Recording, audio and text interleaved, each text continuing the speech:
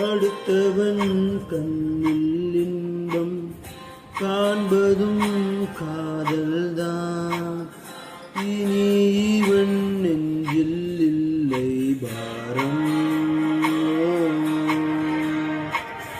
தனக்காக வாழ்வதா வாழ்க்கை,